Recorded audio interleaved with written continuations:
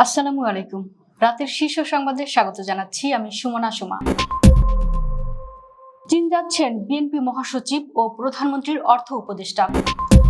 জ্বালানি তেলের দাম বৃদ্ধির সঙ্গে আইএমএফ এর শর্তের কোনো সংশ্লিষ্টতা নেই অর্থমন্ত্রী। বিদ্যুৎ সাশ্রয়ে বুধ ও বৃহস্পতিবার হাইকোর্টের বিচার কাজ চলবে ভার্চুয়ালি। রুমিন ফারহানার বক্তব্যের পর সরকারি কয়েকজন এমপির অঙ্গভঙ্গিতে বিরোধী দলীয় নেতার ক্ষোভ। তেলের পর এলপিজির দামে লাভ, 12 কেজির সিলিন্ডারে বাড়ল 212 টাকা। কুইক রেন্টালে লুটপাট হওয়া পাচারের টাকা ফিরিয়ে আনা হবে, সংসদে বিদ্যুৎ মন্ত্রী। অতীতে কেউ ছাত্রলীগ করলেও এনসিপিতে যোগ দিতে পারবে নাহিদ ইসলাম। বাসে 64%, লঞ্চে 1.5 গুণ ভাড়া বাড়ানোর প্রস্তাব। 6 সংস্থা বিলুপ্ত করে গঠিত হচ্ছে বিনিয়োগের উন্নয়ন সংস্থা। ঢাকায় হাই কমিশনার হিসেবে বিজেপি নেতাকে নিয়োগ দিচ্ছে ভারত। অপ্রতিরোধ্য ইরান নজিরবিহীন হামলার পরও অক্ষত তাদের বেশিরভাগ অস্ত্র ভান্ডার। দুবাইয়ে গ্রেপ্তার আন্তর্জাতিক ড্রাগ মাফিয়া ড্যানিয়েল কিনাহান। শুনছিলেন শিরোনাম, এবার বিস্তারিত। চীন সফরে যাচ্ছেন বিএনপি মহাসচিব ও স্থানীয় সরকার মন্ত্রী মির্জা ফখরুল ইসলাম আলমগীর এবং প্রধানমন্ত্রীর অর্থ ও পরিকল্পনা উপদেষ্টা ডক্টর রাশেদ আল মাহমুদ তিতুমির। রবিবার রাতে মির্জা ফখরুল বেইজিং এর উদ্দেশ্যে রওনা হচ্ছেন, আর পরদিন চীন যাচ্ছেন প্রধানমন্ত্রীর উপদেষ্টা। চীনের কমিউনিস্ট পার্টির আমন্ত্রণে সম্প্রতি বিএনপির 19 সদস্যের একটি উচ্চ পর্যায়ের প্রতিনিধি দল দেশটি সফরে গেছে। প্রতিনিধি দলের প্রধান মির্জা ফখরুল ইসলাম আলমগীর বেইজিং গিয়ে তাদের সঙ্গে যুক্ত হবেন। বেইজিংয়ে সিপিসির কেন্দ্রীয় কমিটির আন্তর্জাতিক বিভাগের প্রধান লিউ হাই সিং এর সঙ্গে আনুষ্ঠানিক বৈঠক করবে প্রতিনিধি দলটি। জ্বালানি তেলের দাম বৃদ্ধির সঙ্গে আন্তর্জাতিক মুদ্রা তহবিলের শর্তের কোনো সংশ্লিষ্টতা নেই বলে জানিয়েছেন অর্থ ও পরিকল্পনা মন্ত্রী আমির খসরু মাহমুদ চৌধুরী। রোববার দুপুরে সচিবালয়ে সাংবাদিকদের এক প্রশ্নের জবাবে তিনি এসব কথা বলেন।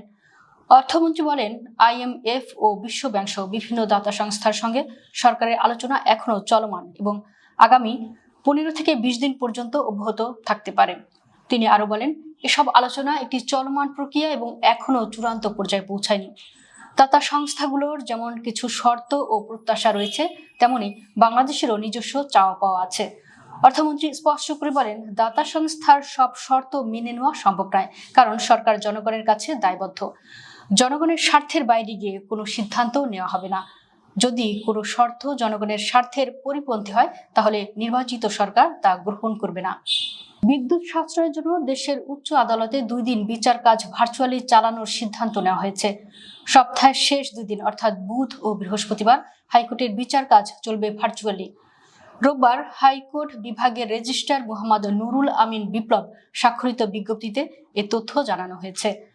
বিজ্ঞপ্তিতে বলা হয়, বর্তমান বৈশ্বিক অর্থনৈতিক পরিস্থিতি বিবেচনা এবং জ্বালানি ও বিদ্যুৎ সাশ্রয় নিশ্চিত করার লক্ষ্যে আদালত কর্তৃক তথ্য প্রযুক্তি ব্যবহার আইন 2020 সনের 11 নং আইন এবং অত্র কোর্ট কর্তৃক জারিকৃত প্র্যাকটিস ডাইরেকশন অনুসরণ করত তথ্য প্রযুক্তি ব্যবহার করে প্রতি সপ্তাহে 2 দিন বাংলাদেশ সুপ্রিম কোর্ট হাইকোর্ট বিভাগে ভার্চুয়াল কোর্ট পরিচালনার উদ্যোগ গ্রহণ করা হয়েছে। জাতীয় সংসদে ব্রাহ্মণবাড়িয়া 2 আসনের সংসদ সদস্য রুমিন ফারহানার দেওয়া বক্তব্যের পর ট্রেজারি ব্রাঞ্চের সরকারি দল কিছু এমপির অঙ্গভঙ্গি নিয়ে ক্ষোভ প্রকাশ করে নিন্দা জানিয়েছেন বিরোধী দলীয় নেতা ও জামাত আমির ডাক্তার শফিকুর রহমান। রোববার সংসদের অধিবেশন চলাকালে তিনি এ ক্ষোভ প্রকাশ করেন। রুমিন ফারহানা সংসদে জ্বালানি তেলের দাম বৃদ্ধি ও জ্বালানি সংকট মোকাবেলায় সরকারের নেওয়া পদক্ষেপের সমালোচনা করেন। তারপর সংসদের সাময়িক উত্তেজনা সৃষ্টি হয়। এ সময় ফ্লোর নিয়ে দাঁড়ান বিরোধী দলীয় নেতা। সে সময় তিনি বলেন, এই সংসদ দেশের সর্বোচ্চ সম্মানের জায়গা। যারা এখানে নির্বাচিত হয়ে এসেছেন দেশের জনগণের সমর্থন, ভোট, ভালোবাসা, শ্রদ্ধা নিয়ে এসেছেন। সেই জায়গায় একজন স্বতন্ত্র সংসদ সদস্য রুমিন ফারহানা যখন কথা বলছিলেন, তখন ট্রেজারি বেঞ্চ থেকে কিছু অঙ্গভঙ্গি এসেছে যা আমার বিবেকে আঘাত লেগেছে। মধ্যপ্রাচ্যের যুদ্ধ পরিস্থিতিতে দেশে জ্বালানি তেলের দাম বৃদ্ধির পরদিনই রান্নার কাজে ব্যবহৃত তরলীকৃত পেট্রোলিয়াম গ্যাসের এলপিজি দাম এক ধাক্কায় বাড়ল প্রতি কেজিতে 17 টাকা 62 পয়সা। সবচেয়ে বেশি ব্যবহৃত 12 কেজির এলপিজি সিলিন্ডারের দাম 1728 টাকা বেড়ে বাড়িয়ে 1940 টাকা হয়েছে। Bangladesh energy regulatory commission BRC রোববার এক আদেশে বলেছে, বিশ্ববাজারের সঙ্গে সমন্বয় করে এপ্রিল মাসের জন্য অন্তর্বর্তী এ দর ঠিক করা হয়েছে। এদিন সন্ধ্যা 6টা থেকে নতুন দর কার্যকর হবে।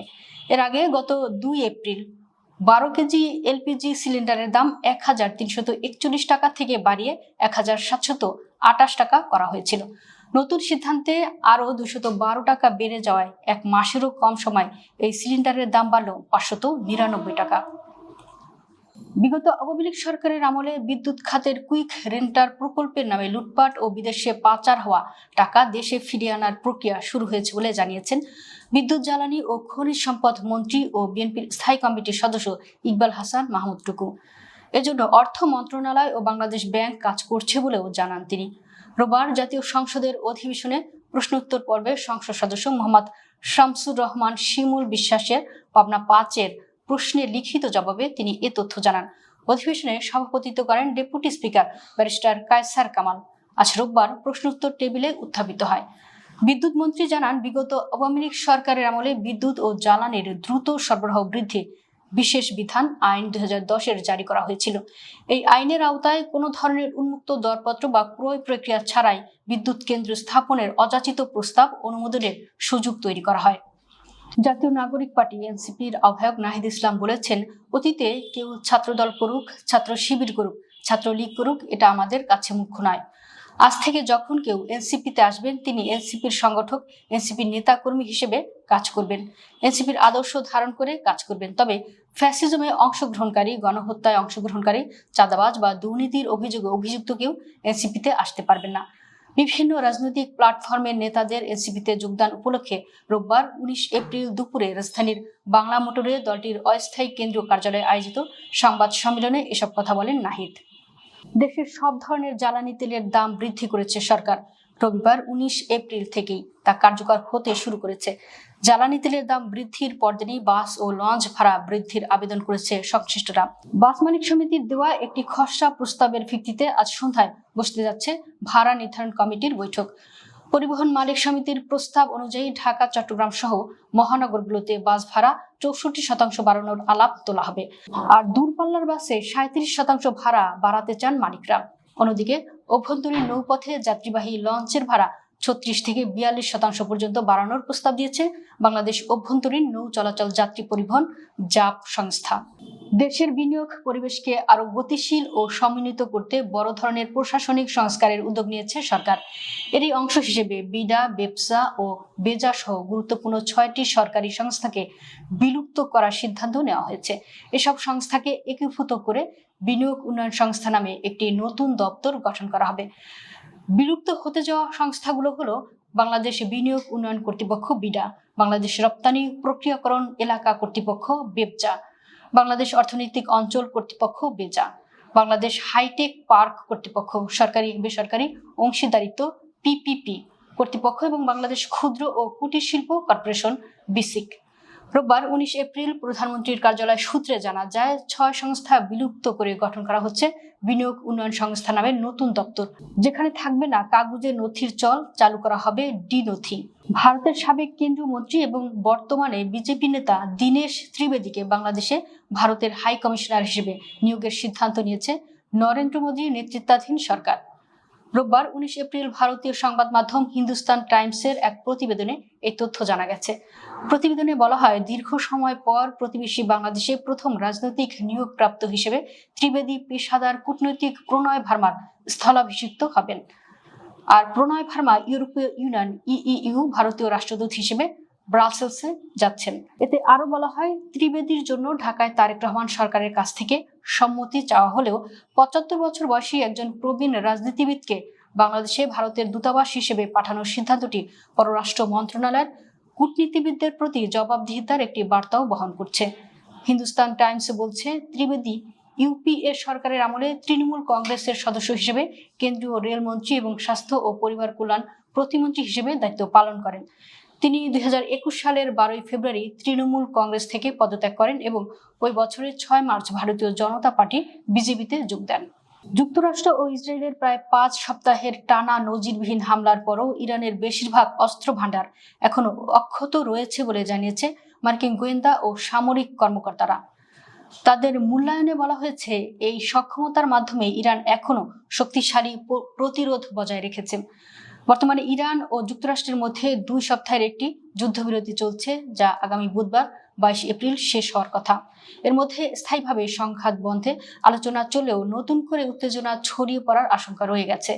এ পরিস্থিতিতে গতকাল শনিবার এক প্রতিবেদনে মার্কিন সংবাদ মাধ্যম নিউ ইয়র্ক টাইমস জানায়, ইরান এখনো তাদের যুদ্ধপূর্ব ড্রোন অস্ত্র ভাণ্ডারের 40% এবং ক্ষেপণাস্ত্র উৎক্ষেপণ যন্ত্রের লঞ্চার 60%-এর বেশি সংরক্ষণ করতে সক্ষম হয়েছে। আন্তর্জাতিক মাদক সম্রাট এবং কুখ্যাত কিনাহান কার্টেলের অন্যতম শীর্ষ নেতা ড্যানিয়েল কিনাহানকে সংযুক্ত আরব আমিরাতে গ্রেফতার করা হয়েছে।